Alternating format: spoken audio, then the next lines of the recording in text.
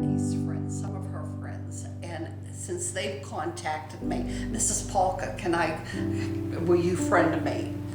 And I can read their attitudes towards things, and I'm so proud of them.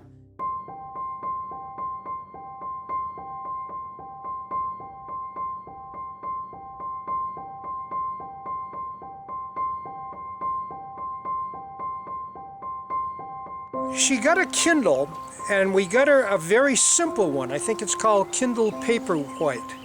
And all it does is read books and download books from Amazon, let you read books. And she was able to get that going with one little lesson from me. She just enjoyed so much of what it gave her that whatever little stumbling blocks or frustration she had over it weren't a big deal, because the joy it brought her to be able to see us and our lives was just, amazing. She couldn't hold heavy books anymore. Most books she could not get in the big type that she needed now. This solved all those problems. She was gobbling up a book every other day, and really enjoying that. Yeah, and I think that gave her the confidence. That, I think, probably gave her the confidence that, well, maybe this is a little more complicated, but I'm doing just fine with this. Right.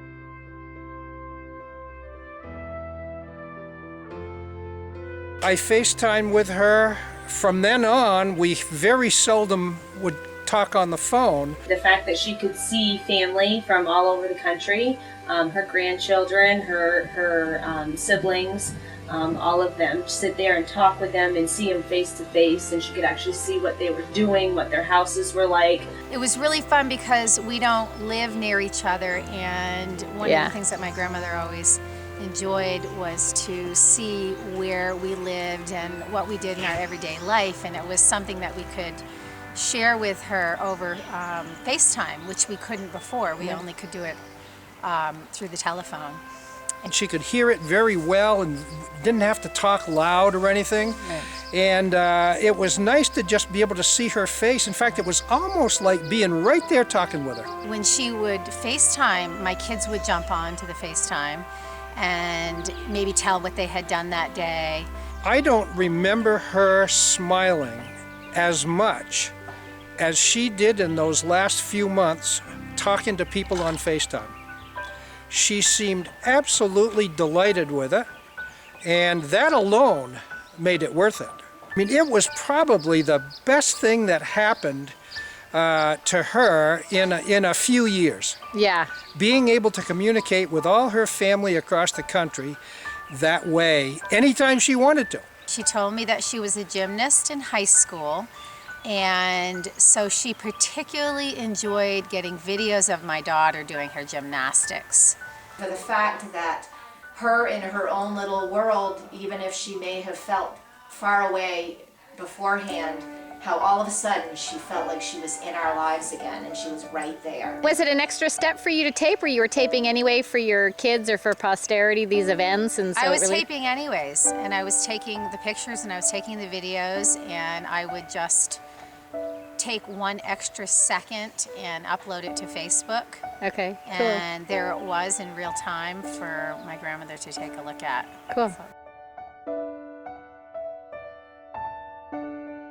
A couple months ago, I guess this was in about January or February, we went to go visit Graham, and we, kind of thought we would go and, just make sure that she was all set with the iPad, and one of the intentions was to go help her figure it out and make sure she could get onto FaceTime and all that.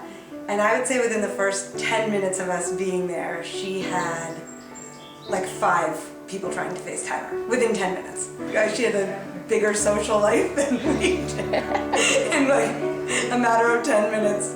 It was just so funny. We said, do you get all this many calls a day? And the fact is, actually she did. She said that she did. It just all happened to come in one. But she was getting lots of enjoyment out of it. Right. In one particular time, which was so special, they were friends that she had met who had come to Vermont to visit us. And so she would always ask how they were doing and so on. Well, they happened to be at our home that day. We put the the phone in the middle of our table, and we were sitting around a table. We must have talked. Everybody shared, and she was part of it. She was part of our gathering that day. And I know she enjoyed it so much, but our friends did too. Yeah. It was just so fun. Yeah, I mean, it's just amazing technology that never could have been done before. Yeah. And when people are far apart like that, it's like being able to visit them face to face and talk to them in real time. People are out there just waiting for this kind of thing, and once they find it, it'll blow their mind. They would wonder why they never did it before. Maybe once they see that this lady who was almost 98 years old be able to learn how to work an iPad and FaceTime, I think that, you know, maybe people will say, hey, look, she did it, so can I. I would tell her story over and over again to my patients who were similar ages, and would share how it brought her closer to us and us closer to her in our lives when, you know, our lives are so busy and we can't always be physically with each other. My son kept saying, Mom, I want to buy you a new computer. This is so old and outdated. And my attitude towards that was, no, I spent enough years on it, it worked. When this goes, I'm finished with it. It's just a toy for me now. And I think what it was, I was hesitant at the challenge because technology has moved so fast from when I first started. If you don't keep up with it, it's a huge, huge gap. And I think down deep inside, I was afraid of taking that chance. And really and truly, when I saw your iPad and I saw what your grandmother did, then I said to my son, all right, if you still want to get me a computer, get me an iPad. It doesn't look as challenging. It's this little thing here that I'm not afraid of it.